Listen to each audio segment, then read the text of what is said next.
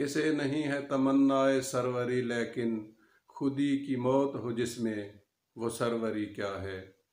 मेरी तरफ से तमाम अहले पाकिस्तान को अल्लामा इकबाल का यौम विलादत बहुत बहुत मुबारक हो। बिला शक व शुबा अल्लामा डॉक्टर मोहम्मद इकबाल एक बहुत बड़े फ़िलासफ़र, बहुत बड़े शायर थे और उनकी तालीमात आज भी हमारे लिए मिशाल राह हैं। लेकिन हमारी बदबख्ती है कि हमने उनकी तालीमात को भुला दिया है, जिसकी वजह से हम आए दिन ज़वाल का शिकार हैं।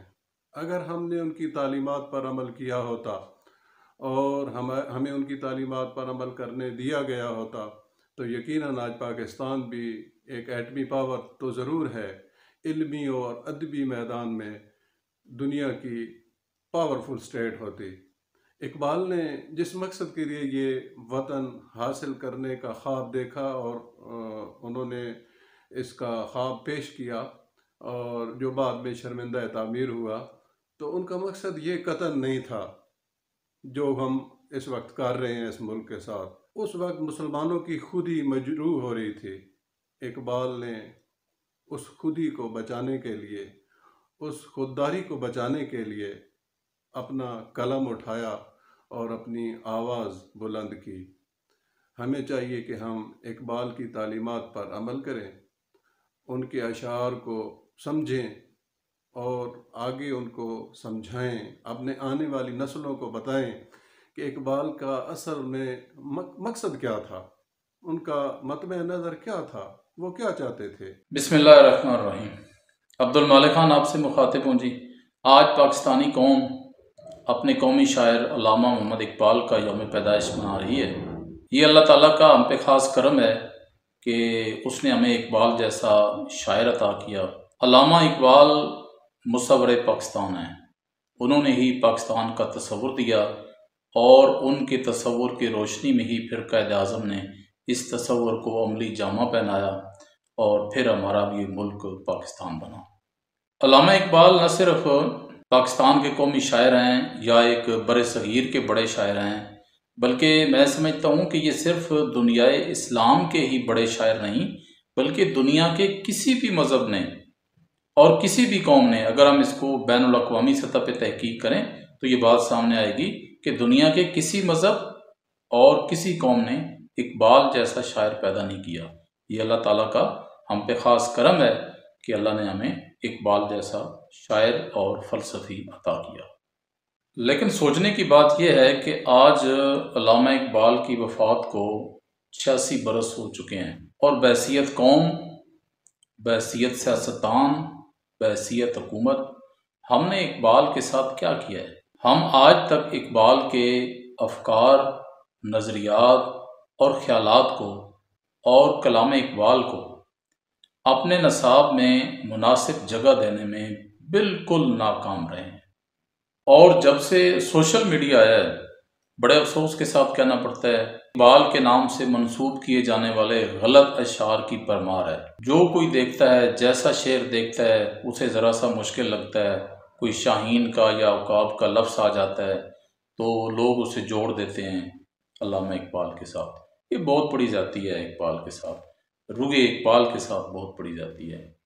और मैंने देखा है आज जब कौम इकबाल डे मना रही है तो मैंने बड़े पढ़े लिखे लोगों को देखा है, उनके स्टेटस देखे हैं, उनके फेसबुक पे पोस्टें देखी हैं और पढ़े लिखे और फिर 20वें और 22वें ग्रेड के ऑफिसर मैंने देखे हैं कि जो गलत अशार को इकबाल के नाम के साथ मंसूब कर रहे हैं। और इसी ज़्यादती को या इसी बात को अगर हम मुल्की सतह पे देखें, हुकूमत की सतह पे देखें तो ये बात सामने आती है कि इकबाल की बेटी, इकबाल के नवासों, उनके साथ हुकूमत ने क्या किया है, सियासतदानों ने क्या किया है। जब आप उनको सड़कों पे घसीट रहे थे, पकड़ दकड़ हो रही थी, तो क्या ये इकबाल डे मनाने के हकदार हैं हम? हमें बहैसियत कौम ये ज़रूर सोचना चाहिए। बड़े अफसोस के साथ ये बात कहना पड़ती है कि हमारे असातिज़ा, हमारे कॉलेज के असातिज़ा, यूनिवर्सिटी के असातिज़ा, स्कूल के असातिज़ा, वो भी पैगाम इकबाल से नाबलग नज़र आते हैं, क्योंकि वो अपने बच्चों को आगे ये चीज़ें ट्रांसफ़र नहीं कर रहे। بچوں کو اقبال کے نظریات کی، ان کے افکار کی تعلیم نہیں دی جا رہی۔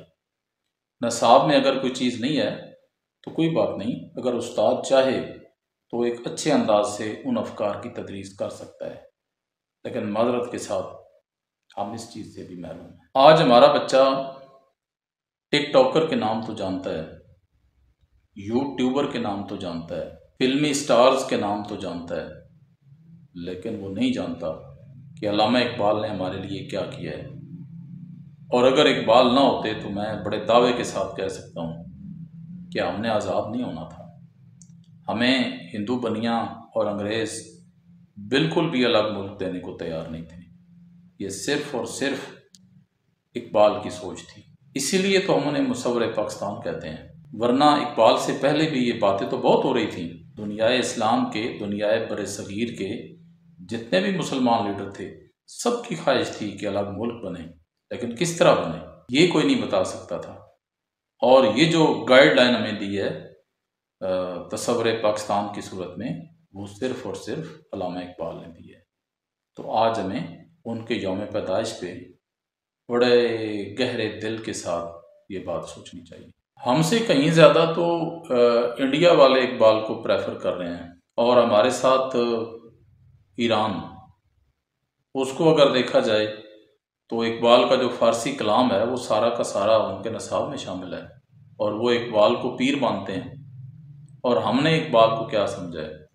وہ بس بچوں کو ہم نے مضمون یاد کرا دیا ہے کہ 9 نومبر 1877 کو سیالکوٹ میں پیدا ہوئے، والد کا نام شیخ نور محمد تھا، فلاں فلاں جگہ پہ تعلیم حاصل کی، تصور پاکستان دیا، PhD کی، MPhil کیا، اور 1938 کو وفات پائی، اور مزار ان کا بادشاہی مسجد کے باہر ہے۔ اس کے علاوہ ہمارا بچہ کیا جانتا ہے اقبال کے بارے میں؟ میں سمجھتا ہوں بالکل ہم زیرو پہ کھڑے ہیں۔ اقبال کا جو کلام ہے وہ ایک آفاقی کلام ہے، وہ یہ نہیں ہے کہ 1938 تک وہ ویلڈ تھا اور آج ویلڈ نہیں ہے۔ بالکل اسی طرح ہی اس کی اہمیت ہے جس طرح اقبال کی زندگی میں تھی، ان کی زندگی کے فوراً بعد تھی، تو بالکل آج اگر 86 برس بیت گئے ہیں ان کی وفات کو بھی، تو آج بھی وہ اسی طرح جاندار ہے، ان کا کلام اسی طرح شاندار ہے۔ ہمیں اپنے بچوں کو پڑھانا چاہیے، ہمارے درس و تدریس سے جو وابستہ لوگ ہیں انہیں اس طرف توجہ دینی چاہیے، حکومت کو توجہ دینی چاہیے، نصاب میں شامل کیا جانا چاہیے، تاکہ ہمارے بچے یہ باقی فضول چیزوں کو چھوڑ کے اس طرف آئیں، کلام اقبال کو سمجھیں۔ یہ بہت ضروری کام ہے۔ میں آج کے اس پیغام کے ذریعے، اٹک ٹوڈے نیوز کے ذریعے، اپنے تمام بچوں، اپنے تمام اساتذہ اور اپنی تمام قوم سے یہ گزارش کروں گا کہ علامہ اقبال کے کلام کو سمجھیں۔ علامہ اقبال کا کلام اسی کے اندر پوشیدہ ہے، ہماری علمی ترقی، ہماری ملکی ترقی، ہماری معاشی ترقی، ہماری سیاسی ترقی اور ہماری مذہبی ترقی۔ اگر ہم ترقی کرنا چاہتے ہیں تو آج بھی کلام اقبال اپنے دونوں بازو وا کیے ہمیں خوش آمدید کہہ رہا ہے۔ اگر ہم نے یہ کام کر لیا تو پھر یوم پیدائش علامہ اقبال منانے کا مقصد پورا ہوگا۔